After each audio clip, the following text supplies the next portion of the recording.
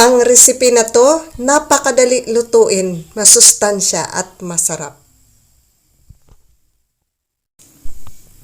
Ito ang listahan ng ating mga ingredients. Hi guys!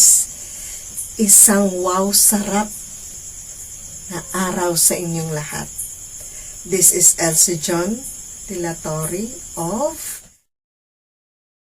The Kitchen Explorer. Please subscribe, share, and comment down below. And pakiclick na rin po ang notification bell para lagi kayong updated sa mga upload ko. Ano pang hinihintay niyo? Tara na, luto tayo. Sa ating ingredients guys, we have sesame oil, garlic, brown sugar or muscovado, soy sauce, mushroom powder, salt, spring onion, carrot, egg noodles or Mickey, repolyo, at saka vegetarian tapa. 2 tasa ng tubig. Yan, kung wala kayong cup guys, huwag kayong problema. Yung bowl na lalagyan nyo, yung standard na bowl, malapit sa brim, bali 2 cup din yun. Kasi ilalagay na natin ang ating tubig, 2 tasang tubig. Tapos ilalagay natin ang ating mga seasoning. Ang ating mga seasoning, ang pinakapampalasa dito guys ay ang mushroom powder. Huwag kayong mag-alala kung wala kayong mushroom powder. Pwede na rin gamitin nyo yung mga nakagawian ninyong mga seasoning. Magbawas lang kayo sa asin o kaya sa toyo. 1/4 teaspoon na mushroom powder. Tapos rock salt. 1/4 teaspoon din ang ating rock salt. Huwag kayong gumamit ng iodized guys kasi mahirap i-balance yung lasa.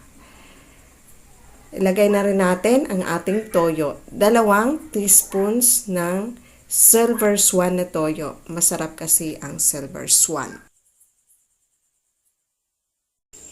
Ilalagay na rin natin ang ating sugar. Pwedeng muscovado or brown sugar. 1/4 cup ang carrot. Diretso na nating is-red sa ating sabaw. Para pag kumulo, ang lasa ng carrot ay mag-i-integrate talaga sa sabaw. Slice na rin natin ang ating repolyo ng pahaba at maninipis. 1/2 cup lang ang kailangan natin guys. Para proportion sa ating Mickey.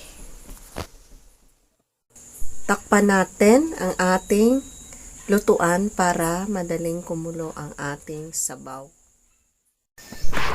Ilalagay na natin ang ating sibuyas guys. Guntingin lang natin ng pino habang mainit pa ang sabaw para bahagya itong maluto. Para lalabas yung bango niya. Yan. Tapos, ang pang-top natin, yung tapa. Vegetarian tapa to guys. Kung gusto niyo malaman kung paano magluto nito, just comment below.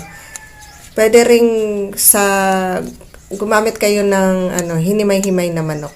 Kung anong gusto niyo. Ayan.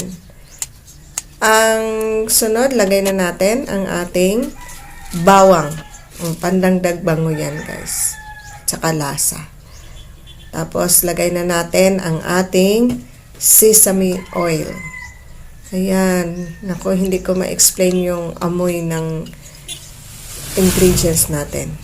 Itatap natin ng carrot para maganda tingnan. Yan na ang ating finished product, guys. Ayan.